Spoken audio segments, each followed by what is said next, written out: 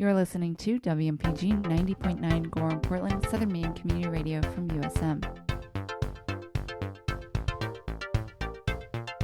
Live from the Orion Cygnus arm of the Milky Way galaxy, this is Scientifically Speaking, a weekly half-hour program devoted to elegant curiosities, and I am one of your hosts, Sarah Chang, and joining me as always is Bernie Rhyme, DJ Starwatcher. How are you, Bernie? Yes, hi Sarah, very good, thank you. Bernie's our professor of the astronomy lab here at USM and our local protector of the night skies. Reach out to us at WMPG Scientifically Speaking at gmail.com or on Twitter at WMPG SciSpeak. And you can head over to WMPG.org to find the last 5-week archives of all of your favorite shows, including this one. Bernie, what is up in the night sky for this coming week? Okay, certainly. So this will be Friday, July 2nd. So there'll be a last quarter moon the day before. So basically the moon will come up just after midnight. So just after last quarter moon. And then the evening planets will still be Mars and Venus. So Mars was in Gemini and it's moving over towards Cancer. And then Venus will be in Gemini by this point. And Venus will probably be setting around 10 and Mars will be setting around 11. And then Jupiter and Saturn are rising earlier in the morning. So they were rising after midnight and now they're rising late at night, just before midnight. So Saturn comes up first and then Jupiter comes up by 11 and they're heading towards their opposition next month. So that's when they're best in the sky for the year, and that's when they rise exactly at sunset and they don't set until sunrise. So they're getting there, but they're not there yet. And there will be some meteor showers later on this month, so you can get ready for some of those. And summer generally a good time for meteor showers. There's not much going on before then. So you can start looking for some of that. And that's about it. Awesome. Thanks, Bernie. Yeah, you're welcome. And if you couldn't take notes fast enough, you can also check out the monthly What's Up column in the Portland Press Herald. Bernie, we have a very special guest that we've been trying to get on our show for a very long time now, and we finally have him here. Could you introduce him? Yes, certainly. So his name is Bruce Childres. I know him from church and from a song swap group that we do every month. On Zoom now, but so he makes bagpipes and he's a good singer and guitar player and a good audio engineer. So I'm glad we finally have you on the show, Bruce. Hey, it's great to be here, Bernie. Thank you. Thanks. Yeah. So Bruce, Bernie mentioned that you make bagpipes. You're a luthier of bagpipes. Is that kind of how you would describe it? Like, what would your job title be? Well, on all of my business and tax forms, I put down luthier, which originated as a occupational name for people who made stringed instruments. It derives from the word lute, but it applies to violin makers, guitar makers, and so forth. And the French have a tradition of calling anybody who makes any instrument a luthier. So, if you make trombones, you're a luthier. And if you make bagpipes, you're a luthier. And in the English-speaking world, in this little clique of bagpipe makers we call ourselves luthiers. Especially the ones that make French bagpipes. So what is your relationship with the bagpipe? How did you come to know and love and appreciate this instrument so much that you want to make them? Oh, it goes all the way back into my childhood. Now, I didn't grow up in any piping traditions or anything like that. Unfortunately, my parents couldn't whistle a tune in a bucket, so but they very much encouraged me in my music, and bought me a guitar and got me a banjo, and but I've always loved the pipes. I would hear them in a movie, and I would just bolt straight up and listen. And as far back as I can remember, and but. The idea that I had in my mind, because I grew up in the Mid-South, in Memphis, and the idea I had in mind is if you want a set of pipes, you have to be worthy, and they have to be handed to you by the lady of the lake. it didn't occur to me that there's just a simple, straightforward manufacturing process. Huh. How did you actually get into making them yourself? What was the calling to deciding to become a luthier? Well, I started out making stringed instruments, actually. I made hammered dulcimers from my late teens for about 20 years, or about 10 years. And I had already done a lot of work on guitars and stringed instruments, early on. Sort of knew what I wanted to do. I loved the tinker aspect of, getting something sonically pleasant out of pieces of wood and metal. The type of bagpipes that I make is the Uilleann pipes, which is the Irish version of the bagpipe. I first heard them at the age of 15 on an album by Mike Oldfield. And Mike Oldfield is the gentleman who recorded the theme from The Exorcist. That was his composition. And he had his third album, which is called Amadon, has a little snippet of Paddy Maloney of the Chieftains playing the Uilleann pipes on part of it. I had no idea what they were, but I really liked the sound of it.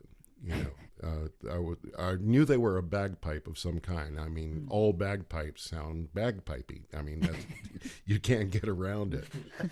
And anyway, I came to find out later that was the Irish Uilleann pipes, and so I started collecting records of that, and it became more and more apparent to me that no, it wasn't something bequeathed by the gods, that it was something that you had to seek out who made them, and that's where it went from there. I really wanted a set really bad, but couldn't afford it, and so I decided, well, I'm making instruments already. Why not make my own set of Uilleann pipes? And which is really sort of a silly thing to say. So I started collecting the tools and materials. By the time I got to the point where I could make something satisfactory that I enjoyed playing, I had already spent enough on tools and materials that I could have bought 2 full sets. So, so it goes. But there's joy in the process, right? And you've learned more about this instrument than you would have if you just purchased them. Indeed. The really difficult parts, were kind of up my alley because of, good dexterity and everything with the hands. So I made that first instrument, and I think it was around 87 when my family and I moved to New England. We went to a dulcimer festival in Bar Harbor, Maine. There's a wonderful couple up there, Eddie and Ann Dam, who owned a place called Song of the Sea. It was a music shop right there on the bay in Bar Harbor. So they held this festival there, and I met a gentleman there, a harpist by the name of Michael McBean. And I was playing my pipes under a tree, and he came walking by, and then he stopped and turned around and sat and stood and watched me and listened to me play for a while. And when I finished a couple of tunes, he said, "I want a chanter that sounds just like that." The chanter being the melody pipe. Yeah. And the business was born. Wow.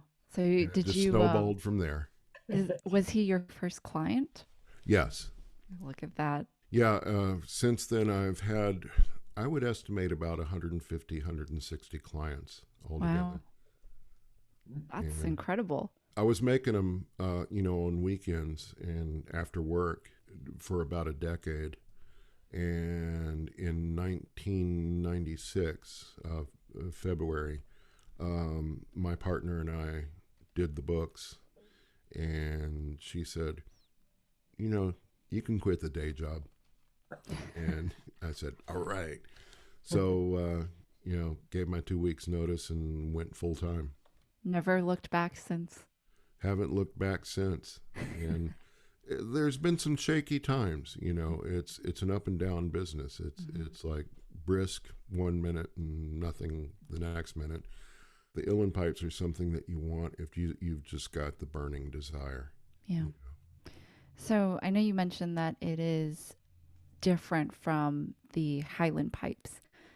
What makes them different? I don't know do we want to just do a demo or do you Yeah, want to I'll do a describe demo and talk about it as Sure. We have to wear our pipes, the Irish pipers.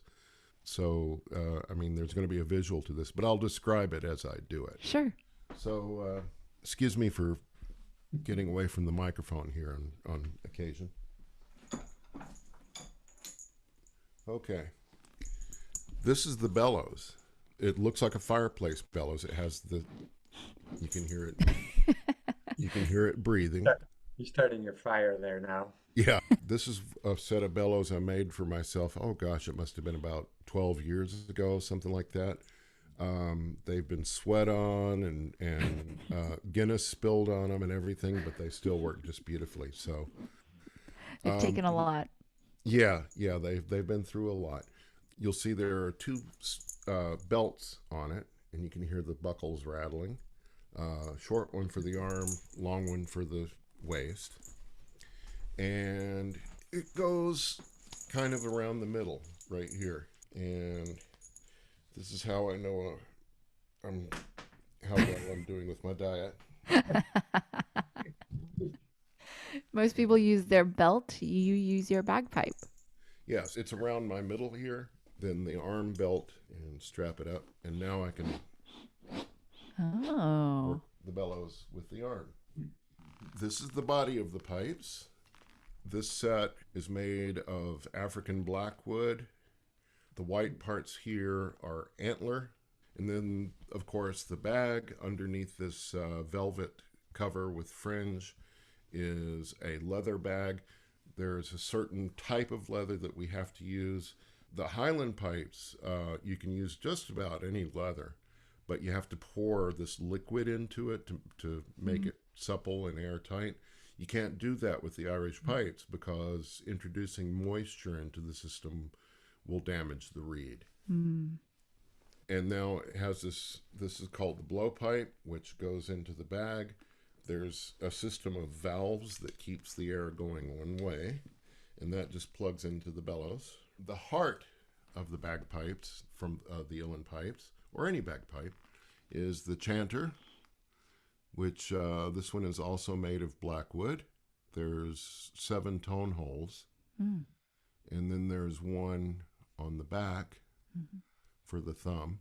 This key right here is what they call a C natural key, and it's complicated and it rarely used. So, but it's nice to have if you need it. And then this key right here, I use it for a bleed valve, so that when I'm finished playing, I can just let the air out of the bag by pushing that. And then this is the airway, and that plugs right in there. So this is the chanter, and I'm going to play a scale on it so you can hear the range. And this chanter is pitched in D, as in dog. So the lowest note is D, and it plays a D scale up almost 2 octaves. You can get 2 octaves out of it, but it's a strain. So here we go. This is D to D to D.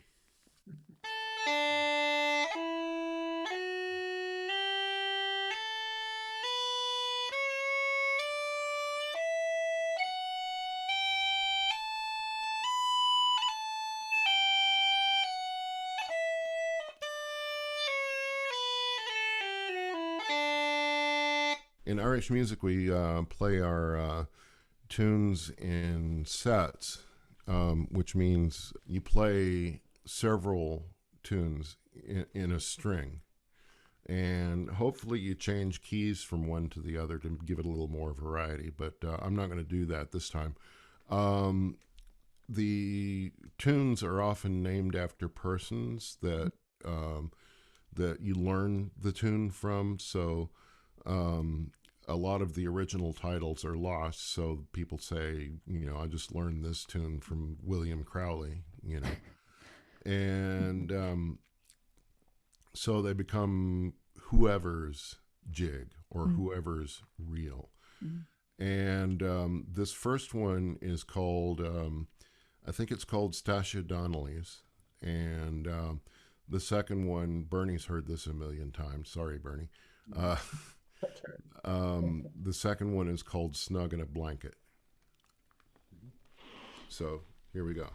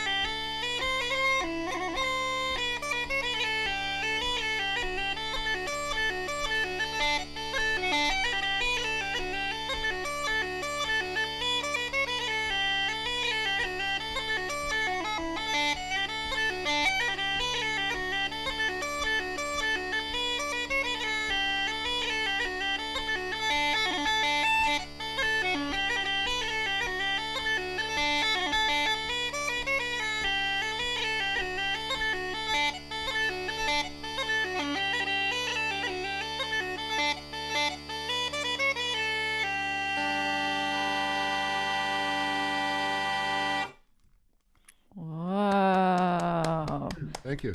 Yeah, nice. Very nice. How do you how are you making those? I don't know if they're called grace notes in Celtic music. Yes, indeed they are. There's several maneuvers on the chanter, which actually have names. First of all, the chanter on the Uilleann pipes is closed on the end. You see, I have this little leather pad here, and so that when it's closed and all finger holes are closed, it doesn't sound. I'm squeezing the bag as hard as I can right now, and it's not going to do anything. So for that reason, you can play staccato notes as well as legato notes. The Highland pipes are all legato, and you have to grace it accordingly. So you can grace a lot with staccato notes, like just simply a staccato A here. And that's called a pat. And then there's staccato triplet. And one of the most common staccato triplets on the pipes are this one. That's cute. So you can play a lot of legato.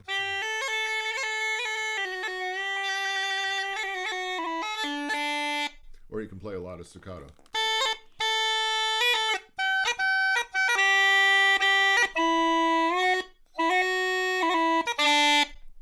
Like that. Yeah, it's so characteristic of Celtic music. Yeah, it is. And, it would have been a tragedy if, the fiddle and the flute and the uilleann pipes didn't sort of evolve together and play off of each other and, pick up little nuances from each, for instance, of the flute. The classical period flute, from Baroque through classical times, they were all wooden. They weren't the metal flutes like orchestras have now.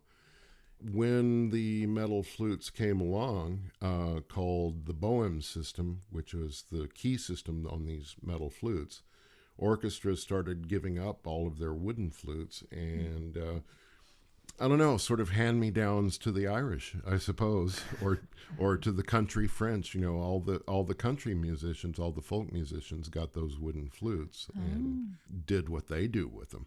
So the instruments sort of just like took this repertoire of music that originally started with just the fiddle and nothing else, because that was the only complex, sophisticated instrument available to the Irish. And then the pipes came along and the flute came along and they all started playing, playing off of each other. And it's still evolving to this day. Like the Irish adopted the Greek bouzouki to their music, and they always had the harp, Yeah. But the harp and pipes together is sort of a recent phenomena and a very pleasant one. This is the reed to the uilleann pipes. It's two halves of cane. It's the same kind of cane that's used for oboes, bassoons, saxophones, clarinet, and everything. And you carve it into two little halves and put it on a metal tube and wrap it with thread. And we get a little high tech. That's a wrap of plumber's tape around here. That helps better seal it for air leaks. And they're very sensitive. If somebody asks me to play a wedding outdoors in 96 degrees, I won't do it. It's not happening. If you want to know what kind of weather this instrument likes, think Ireland. It's no surprise that they evolved there. Yeah. So, excuse me, docking procedure. It's like the International Space Station. Yeah. Bruce, And I'm carefully sizing it up, I assure you.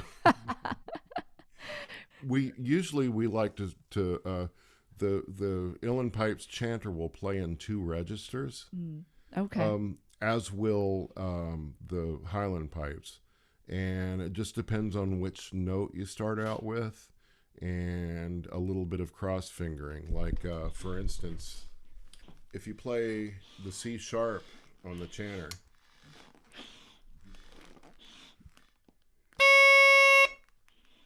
all right, if you raise your middle finger on your right hand while that's playing, it'll magically drop to C natural.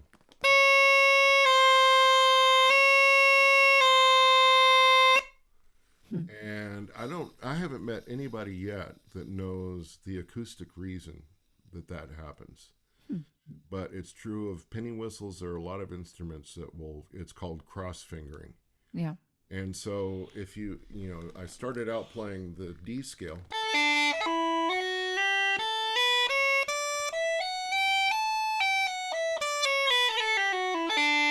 Or you can play a G scale if you use that C natural.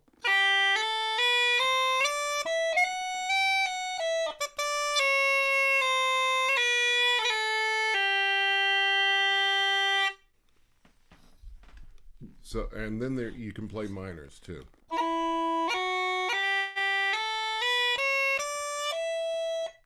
Or you can play a D minor. Oh. That's called half holing to get that Wow. half natural. That's really cool. I don't know if it's the video that's just like lagging.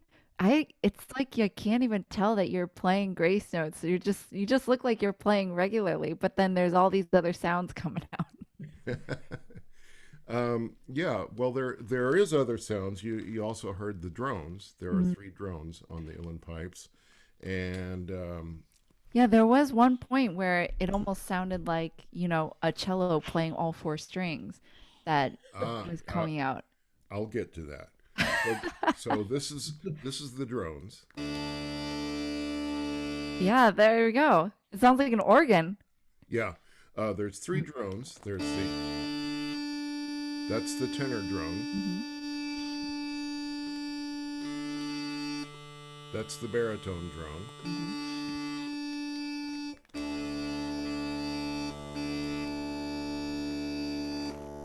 And that's the bass drone. Wow. So all 3 of them together sound like this. Now, what you see in the video here is what is called regulators. We're not absolutely certain why they are called regulators, but one theory is that you have to regulate your air pressure to get them into tune to some degree. They are powered by a double reed, and they're closed on the end so that they don't sound unless you depress one of the keys. And then the end can come off here, and it's got a little tuning wire here, and you can see I've got a little bit of fluff on there to tune one of my notes. So there's 3 regulators, a tenor, a baritone, and a bass, and by themselves they sound like this.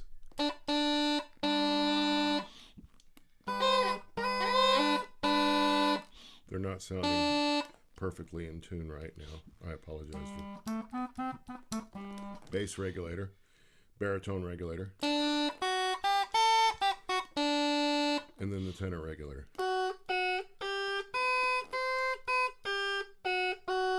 Oh, I don't know why it's sounding like that. That means I won't be playing them tonight, huh? So are you setting those before you play a song? Yeah, I tuned up, or I thought I did, before I went on air here or earlier this afternoon. But it's just the most cantankerous instrument imaginable. So Yeah. there's a couple of notes here that I can't play right now Right, on right. the regulators. Chanter's doing fine. I love the way the Chanter's playing right now. Yeah. Huh. I was like, wait, but how are you controlling them if you have both of your hands on the chanter? While you're playing the Chanter, you use the heel of your right hand Wow. to play the regulators.